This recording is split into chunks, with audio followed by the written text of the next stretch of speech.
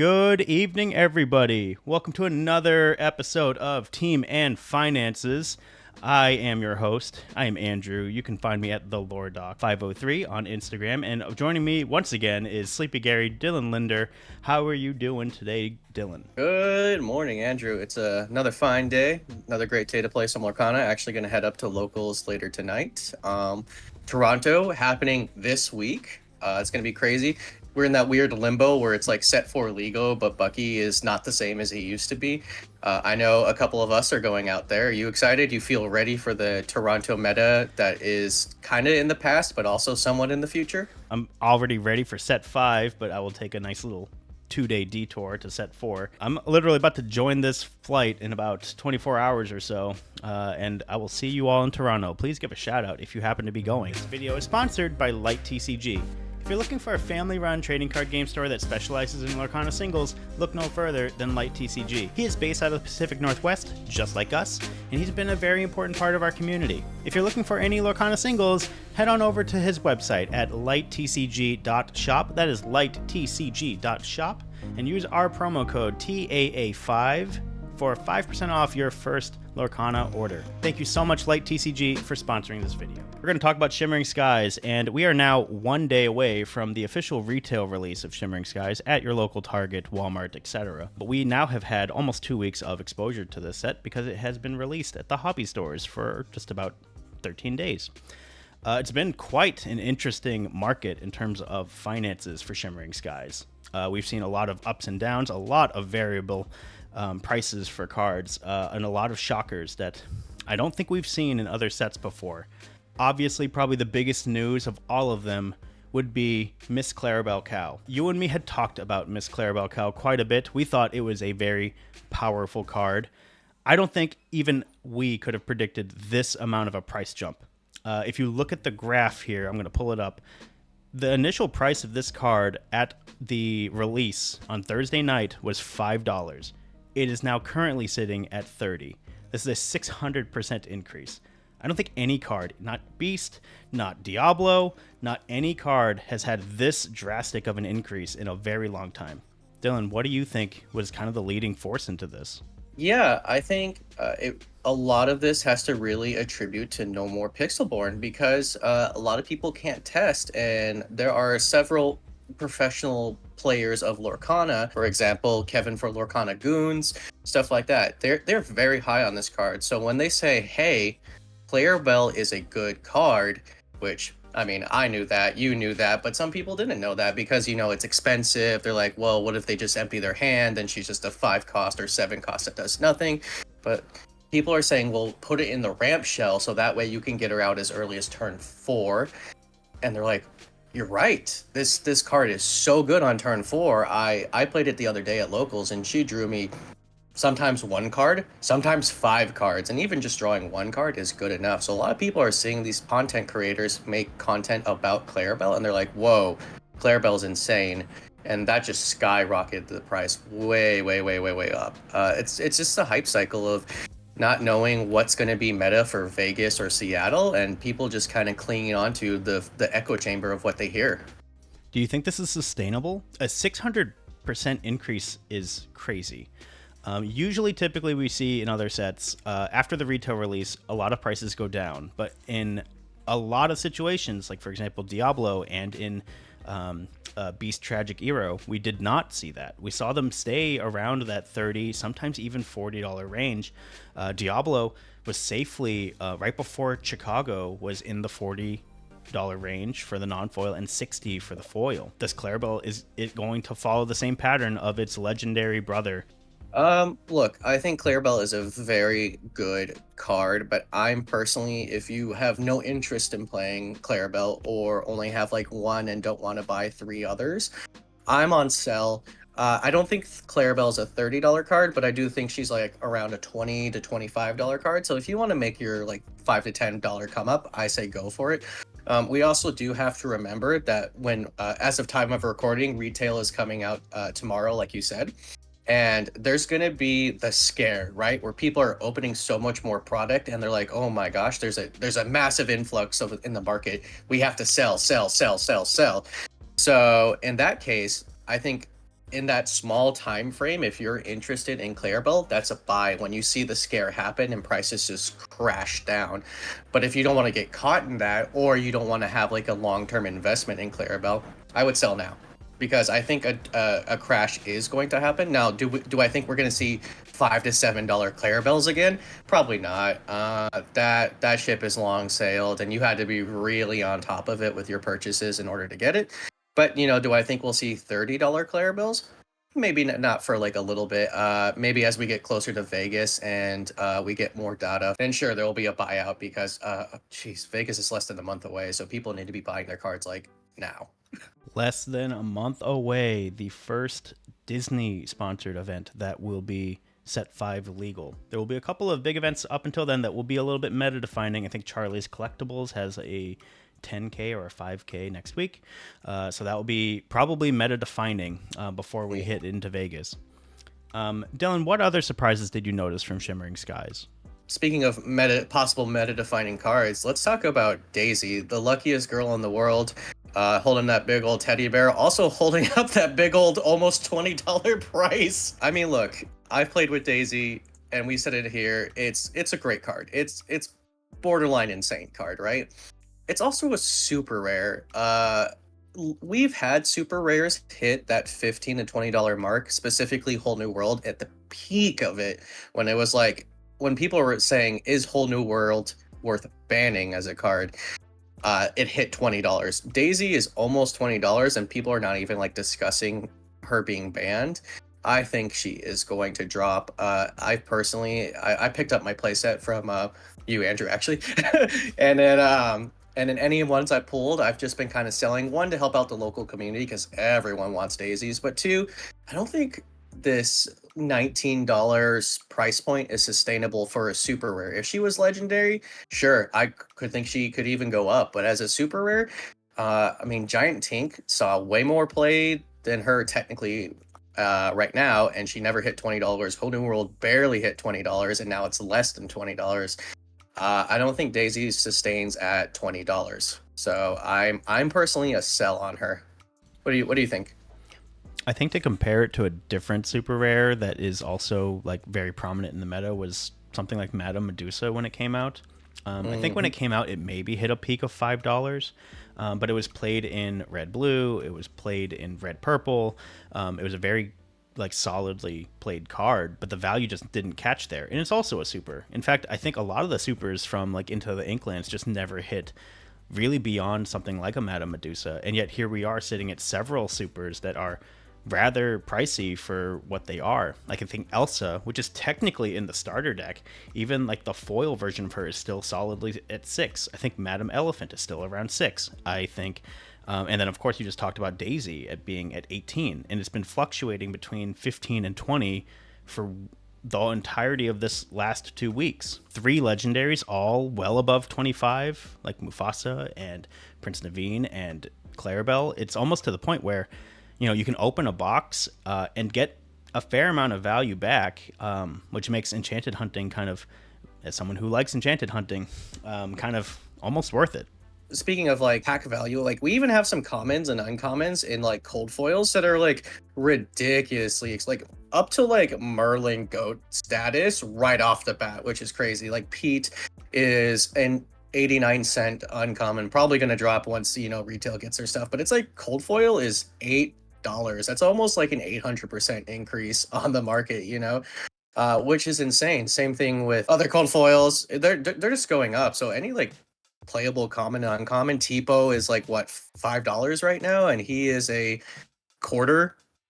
Like these cold foils are going up. So I would make sure you guys check your cold foils because it's just crazy. The library, which might see play in hyper aggro, but it's mostly just hype, is like a $5 cold foil. Like these cold foils are insane, and I would definitely hold on to them because they might just go up for Vegas and stuff. Like, why is Amethyst Chromacon only $2 when it's a staple in aggro decks? Like, I feel like that should go up. But yeah, this as you were saying, dude, cracking boxes of this set feels pretty good, especially if you can get a nice like LGS discount. You had already mentioned the idea of you're a bit more on the sell now side of Miss Clarabelle Cow. Any other legendaries you're thinking might take a bit of a tumble, or legendaries that might start seeing an increase? I think the one that I am looking at is probably Robin Hood. I think that can be a bit of a sneaky legendary. Of all the ones that are relatively low, I think that one has the potential to kind of climb. It's already at like 11, but it started out at 5 or 4 Yeah. on release, and it's already up to like 200% of its value. I think it could possibly see its way to like 15 or so. So, like, if you were thinking about picking up your Robins, now it's not the worst time at all. It fits in a lot of the Robin themes. If you somehow make a red green or something like that, that kind of fits the idea. Any other legendaries you should be either on the lookout for or looking to move? Move. I gotta shout out in Meta All-Star Secret Sleeper Maribel Madrigal, currently below $5, which is very off theme. So once she hits once she hits $5, it's buy, buy, buy. I think on all the big hitters, I'm kind of on sell. Like, do I think Mufasa is a good card? Yes.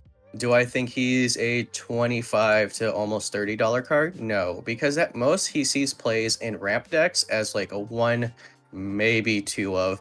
And I don't think a card that is in specifically niche decks as a one of can sustain that price. That's why I actually am on sell Naveen as well. And if you bought your Naveens at like close to $50, I understand if you had a tournament and you needed him immediately, but man, he is slowly trending down. He's about $30 right now, $32, and I think he's going to continue to trend down. He is only playable in Steel Song, and I'm pretty sure nobody, at least from the list I've seen, is playing him as a 4 of. And actually, I've seen a lot of Steel Song lists not even want him. They're like, nah, we're good. We'll leave our Naveens at home. So honestly, I think he's gonna see a significant price drop, probably like going or stabilizing around $20 to $15, just because I do think it is a lot of hype around him, but a lot of lists I've seen don't really want him, or if they do, they're not playing a bunch of him. Amber Steel Song already plays too many Uninkables as is, and they don't really want to add 4 more to the list unless it's a very powerful song. So I get it. We already talked about Daisy. I think she's way too expensive for a super rare. Merlin staying strong at $10. Honestly, if he goes below that, I'm kind of a buy. Look, he's not super amazing currently, but he is the very first card that lets us look for any card and add it to our hand, aka a tutor. And if it goes that cheap, I just buy to hold on to it, because that's a future-proof card. He's literally the first tutor, so eventually he is going to be good. It's just a matter of when. And if you can snag your Merlins below $10, why not? Why not? Just hang on to them. It's a future come up. I think the prices are starting to settle down a little bit, and will go down a little bit more during retail. But unless you have an event, I would just hang on, give it a week, and see how the prices settle, and then buy for Vegas, because like we said, less than a month. Well, less than a month. Yeah, I think you're right on the money in terms of we don't have really a great method in which to test these cards ahead of time. So therefore, we are either just hunting them down ahead of time, and hopefully that it just kind of works out, or they really fall in love with an idea and allowing your brain to kind of let the lines develop, which is great. This is kind of like how card games used to be. Let's jump off of Shimmering Skies a little bit and acknowledge the fact that with every set release, cards from the past we'll see either come ups or come downs. Any surprises there that you've seen? I mean, we gotta talk about the longest haired girl in the room, Rapunzel, gifted with healing. Woo! I always thought that card was too cheap, around the $35 to $40 market, and it turns out people are starting to agree, because Amber Steel Song hype, hype, hype. You can see a couple of listings at like $50, then she goes to 52, 53, and going up to 55. And coming to Vegas, in the next couple of weeks, we're not getting a Chapter 1 new wave or reprint. So if you need your Rapunzels, I mean, you should have bought them yesterday, but buy them now, because people are going to be realizing like, oh, what deck do I play? Steel Song, default good deck. Buy 4 Rapunzels now. So yeah, it is crazy that she is just going back up, up, up, which is great for you people who like remember her prices at the first time she was released. So it's kind of reminiscing of that old price. I think she's amazing. Ariel, remember when she was like $2 as a super rare? And I was like, and she was always playable, which is weird, right? She was always a 4 of in Steel Song, and Steel Song has always been a good deck. Well, I guess now people are remembering that because she is going to $5 to $6, and it's just insane. And I think you talked to this outside, but like, yeah, look at the cold foils, like, whoo, I don't know about you, Andrew, but I bought mine at like $10, and I am so happy because she is now $20 to $25 in cold foil. That is insane. And you know what? The great thing is if Ariel goes down non-cold foil, the cold foils will maintain their price. You know, maybe they won't maintain $25, but there ain't $10 anymore. And that's why we always say it with me, buy the cold foils. There you go. Patent right here. Those cold foils are going to maintain their price because, like we said, getting playable cold foils out of packs is very hard. That's why when you look on TCG Player, most people don't have 4 of copies, or if they do, they're charging more than anyone else because they're like, hey, you want to buy from one vendor, huh? Well, you're gonna have to pay a little extra at the little premium, which, you know, I get it, right? You know, I don't want to pay for shipping 4 different times. So it's just insane that these Amber Steel Song cold foils are just going up, and even non-cold foils are going up. Robin Hood is starting to catch back up to his original price. He dipped a little bit, but then you know, it's going back to that $40 range, and I think Robin Hood is going to stay a $40 card unless they specifically print something better, or Hyper Aggro is truly the best deck. And I don't know, actually, Robin Hood is a pretty good anti-Hyper Aggro card. So yeah, I think he's just here to stay. I do want to point out, though, that Belle and Maleficent Monstrous Dragon are pretty dang cheap. They're both $20. I don't know about you, but for some reason, Monstrous Dragon always has this trend of being like $30 to $40, and then at the end of the format, they're like, "Oh, Dragon terrible," and then it goes back to $20, and then people are like, "Wait, Dragon good," and then it goes immediately back up. Like, it has a very curvy spine, and honestly, if you're thinking about buying dragons, $20 is a come up. This card is very good. Sure, red purple doesn't play anymore, but it's still like a 4 of in blue red decks and any like top end ramp decks.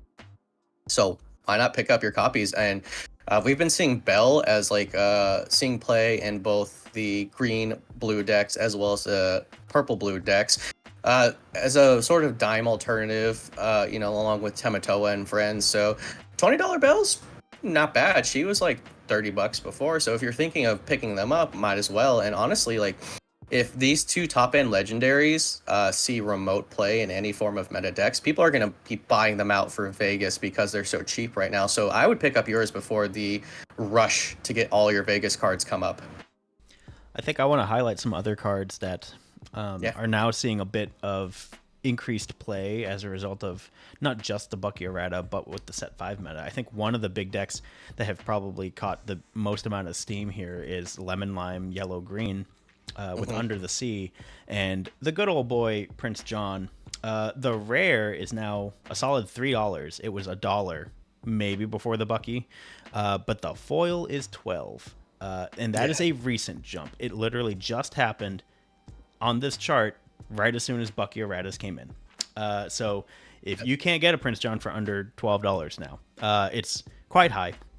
It was $5 a couple of weeks ago. If you hadn't gotten your Prince Johns, either get them now or you're probably going to miss the boat, because I have a feeling this deck is going to do very well. I think yellow-green is quite powerful for those control players, those people who like the one-sided quote-unquote board wipes in Under the Sea. And it holds its own against Amber Steel Song, which theoretically is going to be one of the better decks of the format. So I think that's a deck, some cards to kind of look out for. Your purple staples, I think, your Merlin Rabbits, your Merlin Goats, your Madame Mim Fox, those are kind of coming down. I think Fox was solidly at 5. Now you can probably get her for 3. Same with Rabbit. It was at 5 for a little bit there, and now it's back down to 3. I think some people are hopping off of the red-purple train. which is kind of unfortunate. I mean, the reign of red purple that has been going on since set one, maybe we're seeing it die. I mean, you should never call red purple dead. It's always going to live somewhere in the format, but it seems like people are hopping off the train. Now, you do with that information what you will. As someone who plays two different purple decks, I am trying to scoop up purple cards. So, hey, if you're getting rid of them, there are people who are going to want them, because I think it's like a decent investment piece, because red purple will always find its way back. Yeah, definitely. Also, some other cards that are seeing play that we haven't seen in a long time is Hades and Elsa Spirit of Winter. Now, the prices aren't going up per se, but if you've been kind of paying attention to, Lorcana deck lists or Lore 20 Pro, a lot of the lists are back on Elsa and Hades, all-star removal spells from the first chapter. And I think they're honestly really cheap right now. Hades is like $8 to $9 for a first chapter legendary that's going to see play.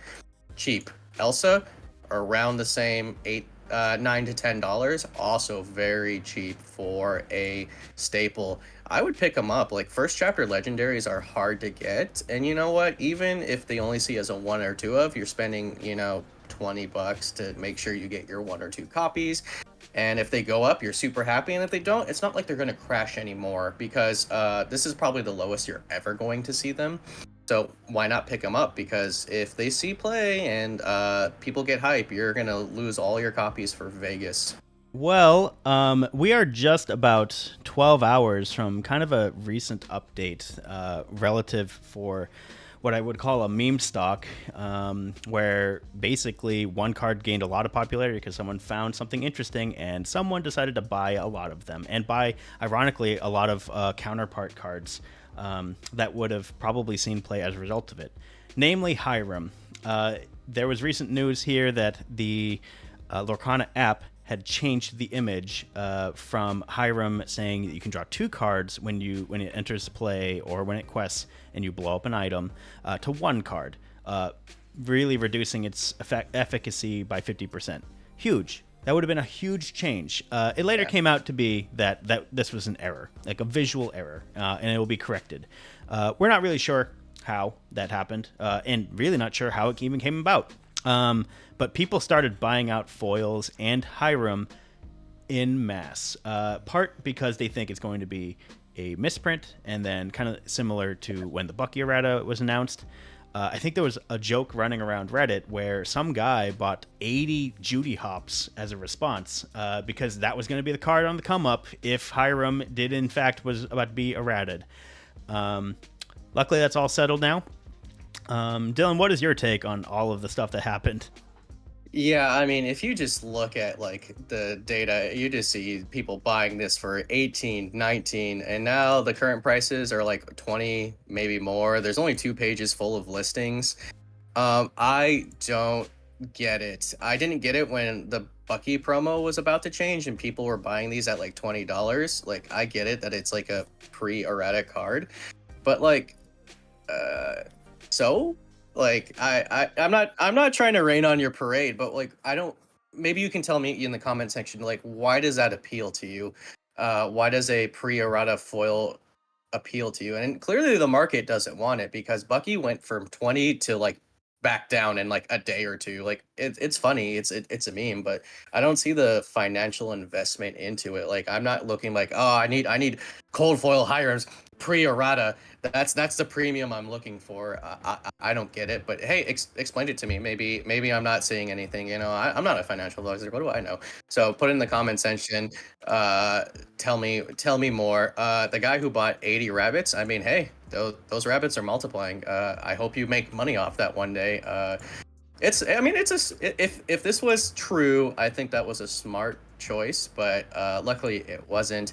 And I personally, when I read the news, I was like, there's no way they're telling us about an errata via the app.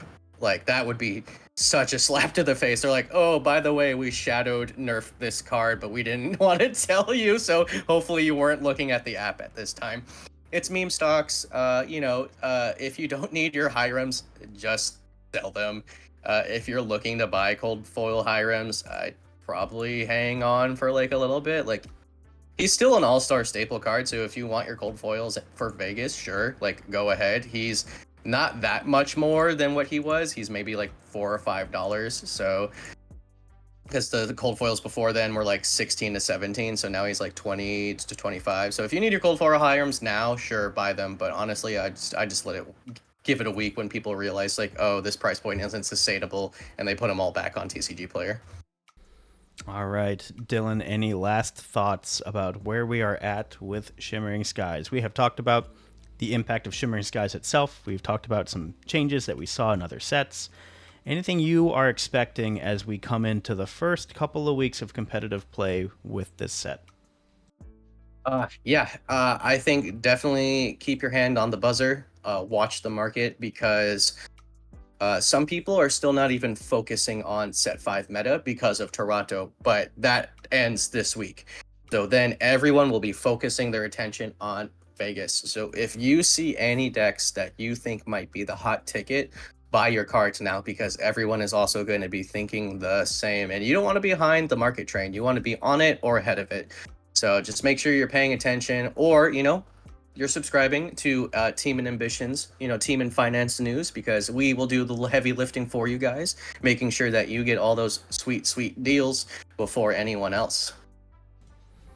All right. Well, thank you, Dylan. Everyone, thank you for listening. If you like this kind of content, we really like talking about finance. I think it's one of the most interesting parts of this game, interesting parts of card games as a whole. If you share our like, please leave a like, subscribe to our channel, drop a comment. Let us know about what other aspects of finance that we might not be covering. We would love to investigate it. We do a lot of looking into prices, and it's very important for the health of a game, and that's why I think this is really critical. Thank you all for listening, and you all have a good night. The next video I think we will have for you is a Toronto recap. We will see you then. Bye.